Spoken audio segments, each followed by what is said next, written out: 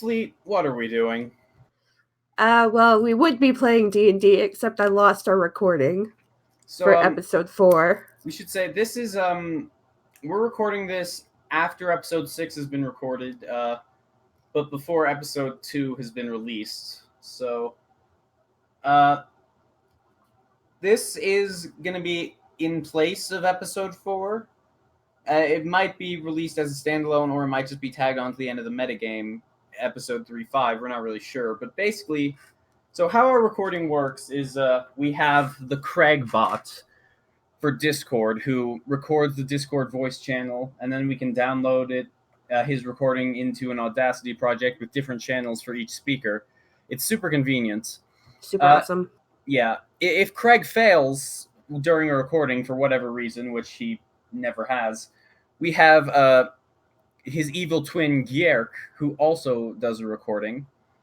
And then, if for whatever reason both Craig and Gierk fail us, we also each have an individual Audacity recording that we can put together in an emergency.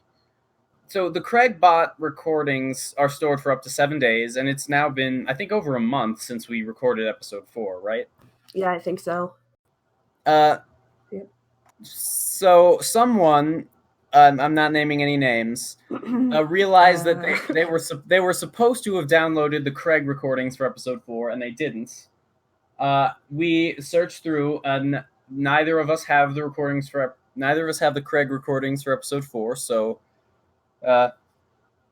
we figured, oh shit, we're gonna have to use our backup recordings, which is a pain in the ass, but it will work.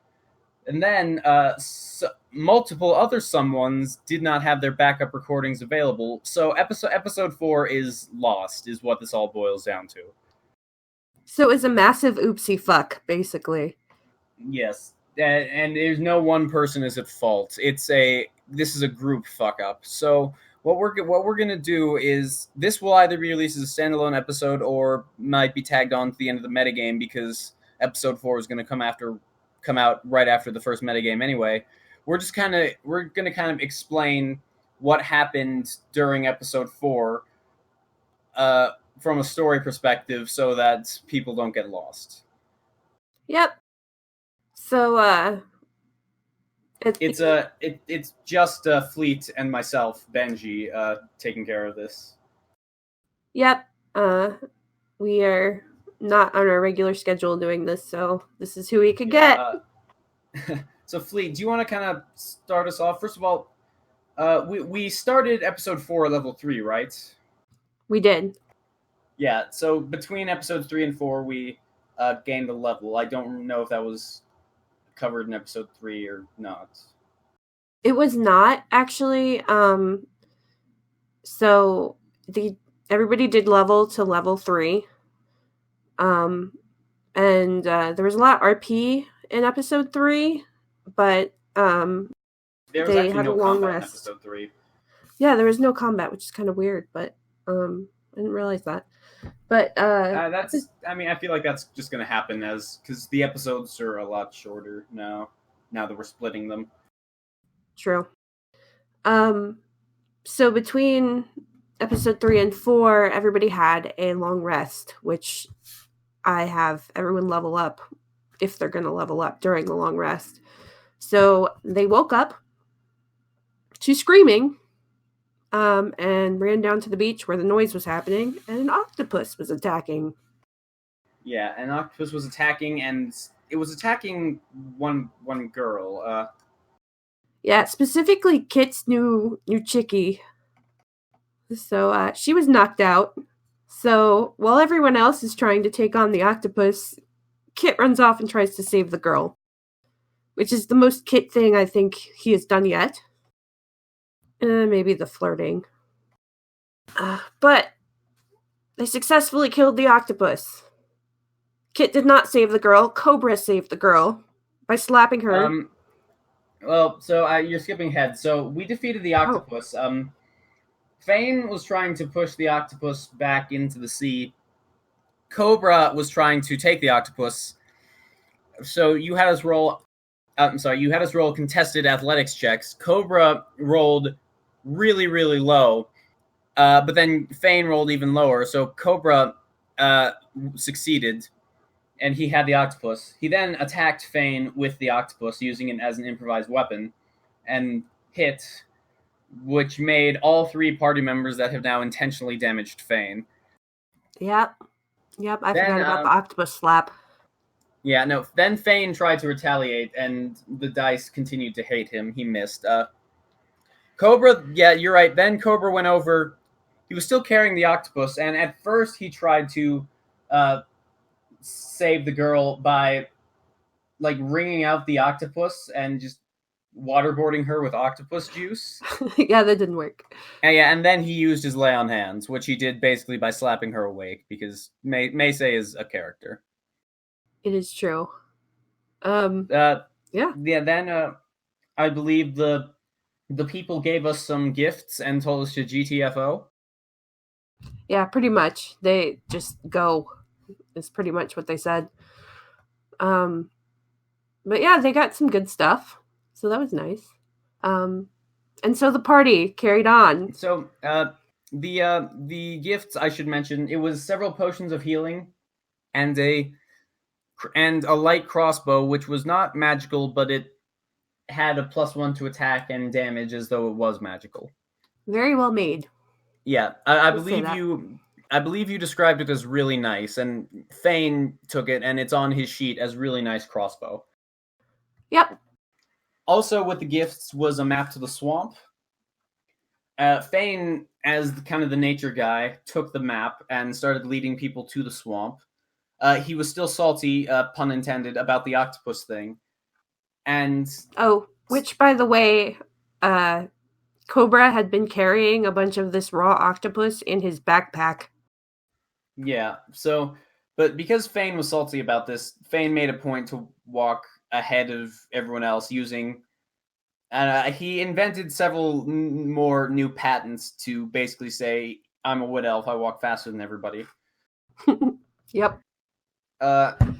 Princess, because she's a grung and actually has a lower movement speed than most races, Kit actually kind of swaddled her in a blanket so that he could carry her without being poisoned. Yep. And at some point, guys ran into a nest with some eggs. Kit was ready to cook them. Yeah. He was like, Faen got to the eggs first because he was still ahead at this point. He looked at the eggs. I think I asked you to roll a nature check, and from that I determined that the eggs were from a very large reptile.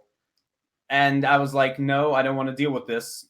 The rest of the party came upon the eggs and were debating about whether or not to cook them. Faen was just looking back at them and kind of shaking his head. And for once they listened, and they carried on. Yeah. Then Faen waited for them at the bridge. There was a bridge and a river, and Faen waited for them there. My favorite part of the episode was where Faen said, wouldn't it be funny if there was a troll under the bridge? There was a fucking troll under the bridge. Yeah, I remember that. Yeah, so there was a troll under the bridge. He had a riddle. The party actually figured out pretty quickly. We can't find the riddle, but it was a really good riddle. Something like by night and give it food and often loved but never owned or something. The answer was cat. We first guessed dog and then cat. And the troll let us cross. I remember one of us was shit-talking the troll. It was probably Faen. It was Faen. Yeah, Faen was shit-talking the troll. By this time, the meat was super smelly, and Faen was still a little skittish. The octopus meat was super smelly, and Faen still remembered the giant dinosaur eggs, so Faen convinced Cobra to give the octopus to the troll. Which was a good save, because it was starting to stink. After that, was the tree, right? Yeah, that was the tree, which had a door. And Cobra... Or no, it was Kit that was holding Eagle Baby, right, at this point? I believe it was Kit, yes. Yeah, so Kit had Eagle Baby out, and Eagle Baby was using his cute little bird paws, and he was reaching for the door, and he was trying to indicate that he wanted to go in. So Kit took Eagle Baby in and basically everybody was like, fuck, we have to follow him. Well, because there was magical darkness just beyond the door, so nobody could see inside.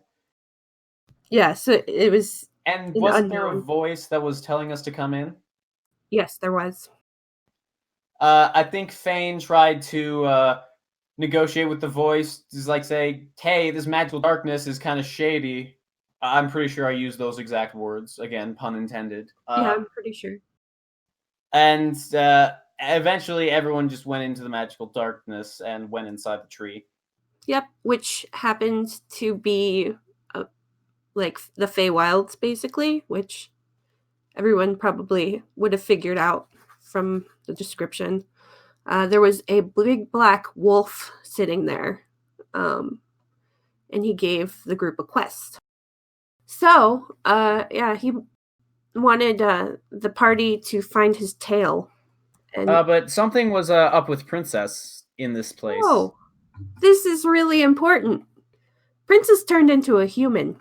Yeah, and everyone was like, what? And Kit absolutely tried to flirt with her. He did. He tried really hard. Didn't work. I think Faen asked the wolf to explain what the fuck is going on, what the fuck is this island, why the fuck is the frog person a person, etc. And then we all just got bamfed into a hedge maze, and that's where it ended. Yep, no explanation for anything. It just kind of happened. Yeah, so the wolf wants us to find its tail, and we got teleported into a hedge maze.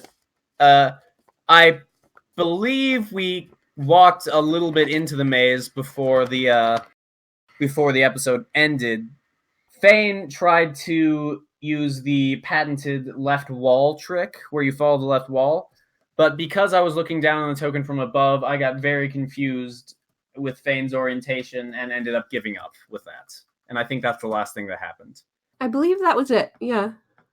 So that's what happened during episode 4. Episode 5 and 6, we definitely have the recordings for, right?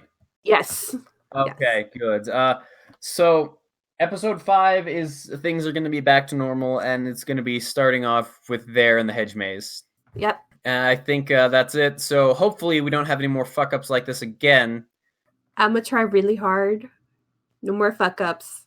Again, multiple people dropped the ball here. So, but thanks for listening.